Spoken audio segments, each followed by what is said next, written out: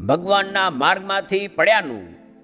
સ્વામિનારાયણ હરે સંવત 1885ના કાર્તિક વદી પડવાને દિવસ સ્વામી શ્રી સહજાનજી મહારાજ શ્રી ગઢડા મધ્યે દાદા ખાચરના દરબારમાં શ્રી ગોપીનાથજીના મંદિરને વિશે વિરાજમાન હતા ને સર્વ શ્વેત વસ્ત્ર ધારણ કર્યા હતા ને પોતાના મુખારવિંદની આગળ પરમહંસ તથા દેશ દેશના હરિભક્તની સભા ભરાઈને બેઠી હતી. પછી શ્રીજી મહારાજ બોલ્યા છે, ભગવાનની ભક્તિમાંથી બે પ્રકારે જીવ પડે છે. એક તો શુષ્ક વેદાંતના ગ્રંથને સાંભળીને બીજા આકારને ખોટા કરે, તેમ શ્રી કૃષ્ણાદિક જે ભગવાનના આકાર તેને પણ ખોટા કરે.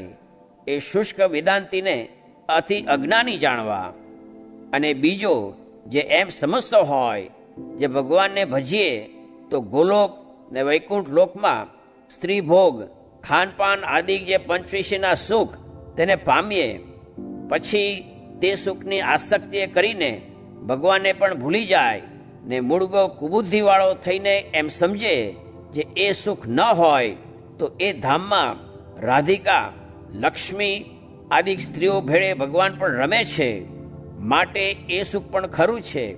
પણ ભગવાનને પૂર્ણકામ ને આત્મારામ ન સમજે અને એવી જે ભગવાનની ક્રિયાઓ છે તે તો પોતાના ભક્તના સુખને અર્થે છે, તે સારું જ્ઞાન વૈરાગ્ય સહિત ભગવાનની ભક્તિ કરવી. અને એ ભગવાનના સ્વરૂપને જેણે એમ જાણ્યું હોય જે સર્વ સુખમય મૂર્તિ તો એ ભગવાન જ છે, ને બીજે પંચવિષયમાં જે સુખ તે તો એ ભગવાનના સુખનો કિંચિત લેશ છે. એમ ભગવાનને મહાત્મ્ય સહિત જે સમજ્યો હોય તે કોઈ પદાર્થમાં બંધાય જ નહીં. અને એ ભગવાનના ધામના સુખ આગળ બીજા લોકના જે સુખ તે તો નરક જેવા છે, એમ મોક્ષ ધર્મમાં કહ્યું છે. આવી રીતે ભગવાનના ભક્તને સમજવું અને એમ ન સમજે તો એ બે પ્રકારે કરીને ભગવાનમાંથી પડી જાય છે. પછી શ્રીજી મહારાજને સુરા ખાચરે પ્રશ્ન પૂછ્યો છે, ભગવાનને તથા સંતને જેવા છે તેવા નિશ્ચયપણે જાણીને પણ કોઈનું અંતર પાછું પડી જાય છે, તેનું શું કારણ છે? પછી શ્રીજી મહારાજે ઉત્તર કર્યો છે, એણે ભગવાનનો નિશ્ચય કર્યો હતો ત્યારે જ એમાં કાચપ રહી ગઈ છે. તે શું?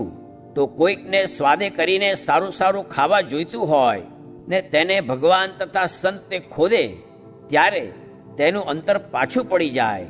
તથા કામનો ઘાટ રહી ગયો હોય ને તેને ખોદે તથા લોભ રહ્યો હોય ને તે લોભને મુકાવે ને કહે જે આ તારું ધન માલ ખેતર વાડી તે કોઈકને આપી દે, ત્યારે તે વચન પાડે નહીં, તેણે કરીને પાછો પડી જાય. તથા માન હોય ને તે માનને સંત તથા ભગવાન ખોદે ને અપમાન કરે ત્યારે તેને કરીને પણ પાછો પડી જાય છે. એવી રીતે નિશ્ચય હોય ને જે પોતામાં અવગુણ રહી ગયો હોય તેને કરીને પાછો પડી જાય છે. અને જેણે નિશ્ચય કર્યો હોય તે સમયમાં જ એ અવગુણ ટાળીને કર્યો હોય તો તે પાછો પડે નહીં.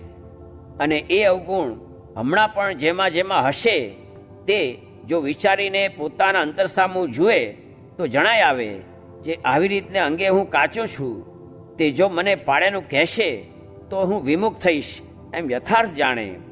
પછી બ્રહ્માનંદ સ્વામી તથા શુકમુનિ તથા સુરોખાચર એ ત્રણને શ્રીજી મહારાજે પૂછ્યું છે, તમે જેણે કરીને પાછા પડી જાઓ એવો તમારામાં કયો અવગુણ છે?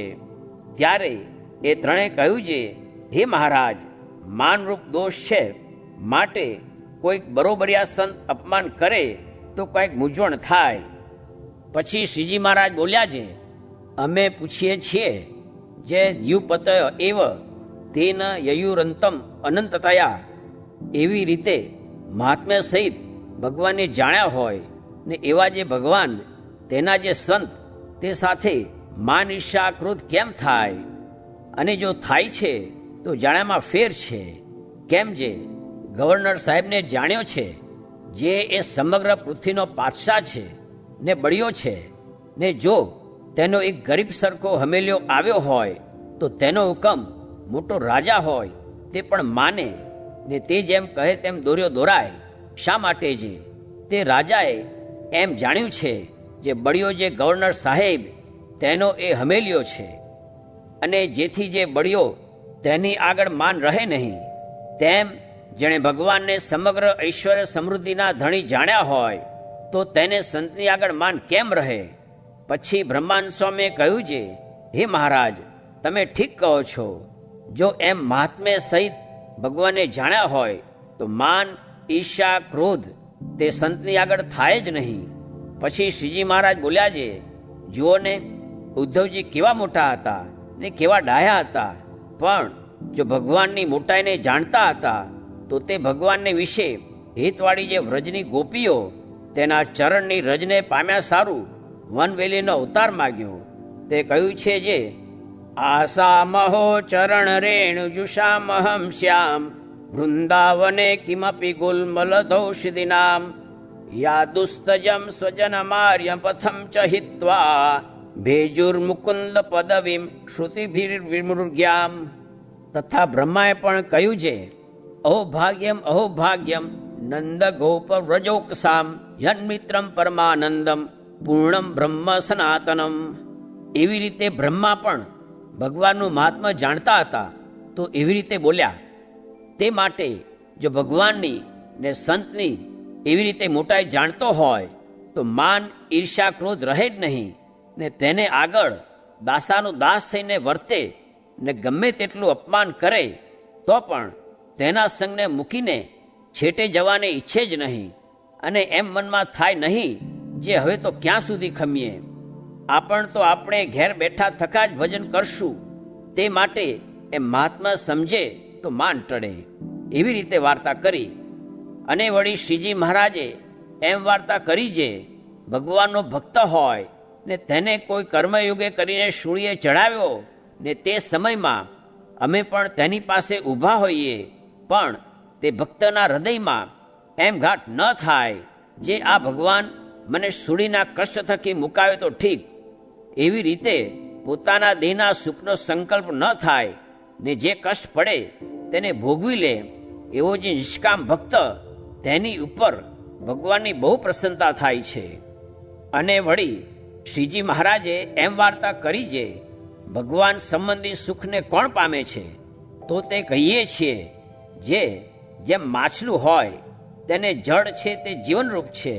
તે જળનો યોગ જ્યાં સુધી હોય ત્યાં સુધી તે જળમાં માછલું ચાલે, હાલે, ક્રીડા કરે, ને જળનો વિયોગ થાય ત્યારે તેની ચંચળતા ટળી જાય ને મરી જાય. તેમ જેને પંચ વિષય કરીને જીવનપણું જ્યાં સુધી મનાયું છે ને તેણે કરીને સુખ માન્યું છે ને તેનો વિયોગ થાય ત્યારે મુવા જેવો થઈ જાય છે, એવો જે હોય તે ભગવાનના સુખને ક્યારેય પણ પામે નહીં. અને પંચ વિષય કરીને જેને જીવનપણું ટળી ગયું છે તે જ ભગવાનના સુખને અનુભવે છે ને ભોગવે છે, ને એવાને જ ભગવાનના સુખની પ્રાપ્તિ થાય છે. ઇતિ વચનામૃતમ.